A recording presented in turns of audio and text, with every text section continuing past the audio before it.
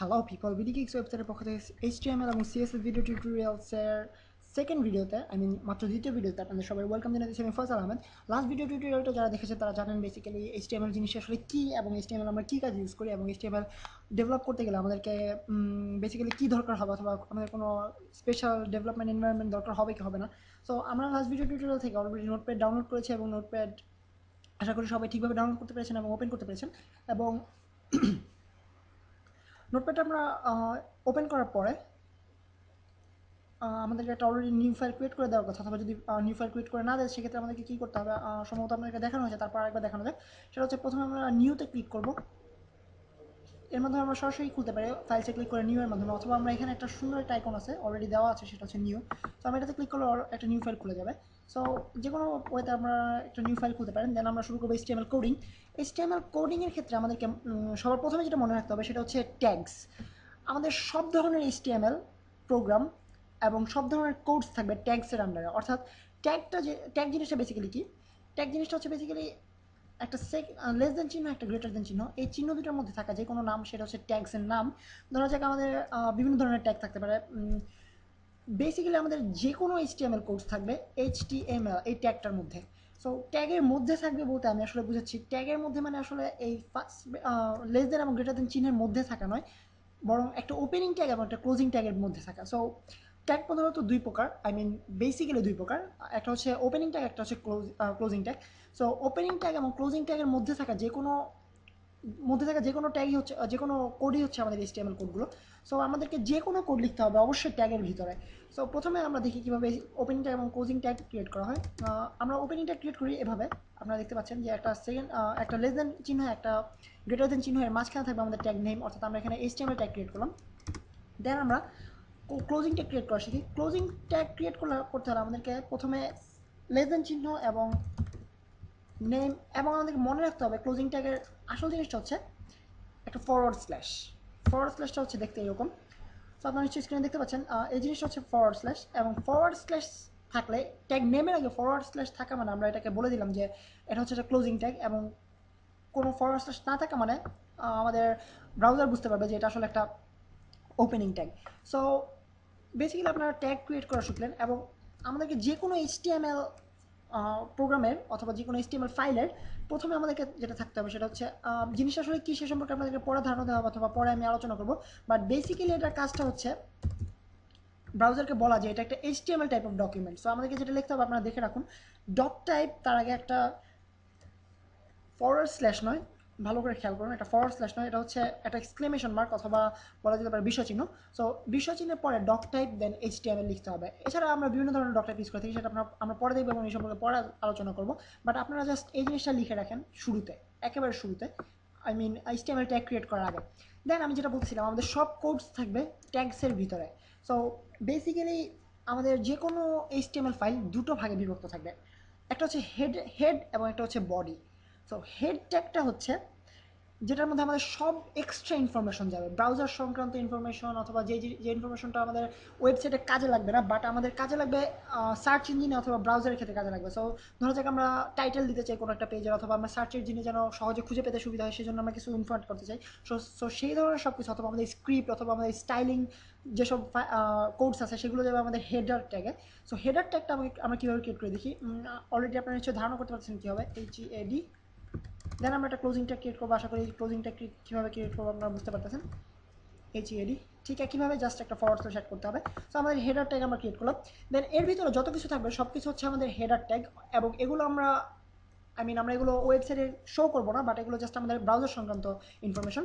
দেন আমরা জানি বডি, অর্থাৎ সেকেন্ড টাইপ অফ ট্যাগ যেটা হচ্ছে বডি ট্যাগ। এখানে আমরা যত কোর্স লিখবো এগুলো আমাদের ব্রাউজারে শো করা হবে, অর্থাৎ আমরা ব্রাউজারে যেগুলো দেখাতে চাই, আমরা ইউজারকে যেগুলো দেখাতে চাচ্ছি সেগুলো আমাদের সব কিছু থাকবে বডি ট্যাগের ভিতরে। আমরা বডি ট্যাগটা ক্লোজ করি। দেন এখন আমরা দেখবো কীভাবে হেডার ট্যাগের ভিতরে আমরা কোনো একটা কাজ করতে পারি। ধরা যাক আমরা কোনো একটা ওয়েব পেজের টাইটেল দিতে যাচ্ছি, সেক্ষেত্রে আমাদেরকে কী করতে হবে, আমাদেরকে প্রথমে লিখতে হবে টাইটেল। যেহেতু আপনাদেরকে বলে নিই প্রথমে, এইচটিএমএলটা হচ্ছে খুবই ইউজার ফ্রেন্ডলি একটা প্রোগ্রামিং ল্যাঙ্গুয়েজ। সো আমরা বেশিরভাগ জিনিসই জাস্ট নর্মাল আমাদের জানা ওয়ার্ডগুলো ইউজ করবো। আমরা যেমন অন্যান্য প্রোগ্রামিং ল্যাঙ্গুয়েজে C++ অথবা জাভা অথবা সি এসবের ক্ষেত্রে আমরা বিভিন্ন I mean keyword, special keyword use করি, যেগুলো আমরা আমাদের প্রোগ্রামিং ল্যাঙ্গুয়েজ দ্বারা ডিটারমাইন্ড, যে আমাদেরকে ওগুলো ইউজ করতে হবে, অন্য কিছু ইউজ করতে পারবো না। এখানেও ঠিক সেরকম ব্যাপার, ওগুলো ইউজ করতে হবে, অন্য কিছু ইউজ করতে পারবো না। বাট ওই ওয়ার্ডগুলো এবং ওই কিওয়ার্ডগুলো আমাদের খুবই পরিচিত এবং আমরা সবসময় ওই যে ওয়ার্ডগুলো ইউজ করি ঠিক সেই ধরনেরই, এই জন্য এটা খুবই ইউজার ফ্রেন্ডলি। সো আমরা দেখতে পাচ্ছি যে টাইটেল দিতে গেলে আমাদেরকে সরাসরি টাইটেল লিখতে হবে, টাইটেল ক্লোজিং ট্যাগ তৈরি করলাম। দেন আমরা টাইটেলের ভিতরে আমরা আমাদের যে টাইটেলটা দিতে যাচ্ছি, ধরা যাক আমাদের ওয়েবসাইটের টাইটেল দিতে যাচ্ছি বিডি গিগস। সো এখন আপনাদেরকে দেখাবো কীভাবে আমরা এইচটিএমএল ফাইলটা সেভ করি। সো এইচটিএমএল ফাইল সেভ করার ক্ষেত্রে আমাদেরকে প্রথমে ফাইলসে ক্লিক করতে হবে। দেন আপনার একটা অপশন দেখতে পাচ্ছেন সেভ অ্যাজ, সেভ অ্যাজ। দেন আমরা ডেস্কটপে যাই যেন আপনাদের দেখতে সুবিধা হয়। আমরা দিতে চাচ্ছি নাম টিউটোরিয়াল ধরা যাক। সো টিউটোরিয়াল, এবং আপনাদেরকে অবশ্যই খেয়াল করতে হবে যে আমরা একটা টেক্সট ফাইল হিসেবে সেভ করবো না, আমরা এখানে সেভ করবো এইচটিএমএল ফাইল হিসেবে, অর্থাৎ হাইপার টেক্সট মার্কআপ ল্যাঙ্গুয়েজ আপনারা দেখতে পাচ্ছেন। সো এই ফাইল হিসেবে আমরা সেভ করবো, যেন আমাদের এক্সটেনশনটা আপনারা দেখতে পাচ্ছেন ডটের পরে আমাদের এক্সটেনশন এইচটিএমএল পাচ্ছি আমরা। সো অবশ্যই এভাবে সেভ করতে হবে, কেননা আপনারা দেখবেন এর সুবিধাটা আসলে কি। সেভ করলাম। সো আপনারা দেখতে পাচ্ছেন আমার একটা আইকন তৈরি হয়েছে স্ক্রিনে। বেসিক্যালি আমরা ফাইলটা ক্রিয়েট করা মাত্রই আমাদের উইন্ডোজ অটোমেটিক্যালি বুঝে গেছে যে যেহেতু এটা এইচটিএমএল এক্সটেনশন, অতএব এটা আমাকে ব্রাউজার ধরে ওপেন করতে হবে। যেহেতু আমরা আমাদের ওয়েবসাইটের আমরা ওয়েব ডেভেলপিং প্রোগ্রামিং ল্যাঙ্গুয়েজগুলো বেসিক্যালি ব্রাউজারের জন্য তৈরি করা। আই মিন আমরা ডেভেলপমেন্ট ইনভায়রনমেন্টে কীভাবে দেখতেছি সেটা ব্যাপার না, ব্যাপার হচ্ছে কীভাবে আমরা ব্রাউজারে দেখতে পাচ্ছি সেটা। তো আমরা বেসিক্যালি রান করে দেখি আসলে কী হচ্ছে। সো আপনারা দেখতে পাচ্ছেন এখানে একটা নাম চলে আসছে অটোমেটিক্যালি, যদিও আমরা ভিতরে কিছু দেখতে পাচ্ছি না, আই মিন কোনো লেখা নেই এখানে, যেহেতু আমরা অন্য কিছুই লিখিনি, জাস্ট দুটো ট্যাগ তৈরি করেছি হেড এবং বডি। বাট আমরা ভিতরে কোনো কিছু দিইনি, বডিতে কোনো কিছু দিইনি, এই জন্য আমরা এখানে সাইডটা পুরোপুরি ব্ল্যাঙ্ক দেখতে পাচ্ছি। বাট আপনারা দেখতে পাচ্ছেন যে এখানে নেমের ক্ষেত্রে ট্যাবের নামটা বিডি গিগস নাম চলে আসছে অটোমেটিক্যালি। সো বেসিক্যালি এটা হচ্ছে আমাদের ওয়েবসাইটের টাইটেল। এভাবে আমরা এভাবে ফাইলটা সেভ করতে পারি এবং এভাবে রান করতে হবে। আমরা যখন কোনো ওয়েবসাইট তৈরি করবো তখন আমরা ওয়েব সার্ভারে আপলোড দিব এই ফাইলটা আপলোড দিলে আমরা অটোমেটিক্যালি পেয়ে যাব ওয়েবসাইটে। যখন আমরা এই অ্যাড্রেসটা ইনপুট করাবো ওয়েব অ্যাড্রেস বারে, তখনই আমরা এই ওয়েবসাইটটা পেয়ে যাবো, অর্থাৎ আমাদের এই পেজটা পেয়ে যাবো। সো আমরা দেখবো, খেয়াল রাখবো যে বেসিক্যালি সাধারণত আমরা সেভ করি মেইন ফাইলটা আমাদের হয় ইন্ডেক্স নামে, অর্থাৎ এই টাইমটা আমাদের হবে ইন্ডেক্স। কেননা আমরা জানি ওয়েব সার্ভার, আপনারা যারা ওয়েব সার্ভার নিয়ে কাজ করেছেন আগে তারা অবশ্যই জানবেন যে ওয়েব সার্ভারে আমরা বেসিক্যালি প্রথমেই যেই ফাইলটাতে হোম পেজের ক্ষেত্রে আমরা যেই ফাইলটাতে অ্যাক্সেস করি সেটা হচ্ছে ইন্ডেক্স নামের ফাইল। সো আপনার ইন্ডেক্স ডট এইচটিএমএল সেভ করতে পারেন, অথবা আমরা জাস্ট যেহেতু টিউটোরিয়াল হিসাবে আমরা তৈরি করতেছি তবে আমরা টিউটোরিয়াল নাম দিলাম। সো আপনারা দেখলেন কীভাবে আমরা ট্যাগসের ভিতরে কাজ করি এবং ট্যাগ নিয়ে কাজ করা, এবং ট্যাগ জিনিসটা আসলে কী। অ্যান্ড আপনাদেরকে অবশ্যই মনে রাখতে হবে যে আমাদেরকে সব কিছু একটা স্যান্ডউইচের মতো তৈরি করতে হবে। আই মিন স্যান্ডউইচ খুব একটা ভালো উদাহরণ না, কেননা এখানে স্যান্ডউইচের সাথে আমি পার্সোনালি যেটা প্রিফার করি সেটা হচ্ছে স্যান্ডউইচের ক্ষেত্রে পাউরুটি দুইটার মাঝখানেও জেলি দেই এবং উপরেও জেলি দিই। সো আসলে এটা স্যান্ডউইচ হিসেবে কাজ করতেছি না, বুঝতেছি না। বাট স্যান্ডউইচ স্টাইলে বেসিক্যালি আমরা যেভাবে নর্মালি স্যান্ডউইচ দেখি, আই মিন আমার স্টাইলের স্যান্ডউইচ না, নর্মাল স্টাইলের স্যান্ডউইচে দুটো পাউরুটির মাঝখানে আমাদের মেইন জিনিসগুলো থাকে, আই মিন খাওয়া দাওয়ার আসল জিভে পানি চলে আসছে, সরি। সো দেখতে পাচ্ছেন যে আমরা এখানে মাঝখানে তৈরি করেছি, অর্থাৎ এইচটিএমএল ট্যাগ, এর ভিতরে হেড এবং বডি, দেন হেডের ভিতরে টাইটেল।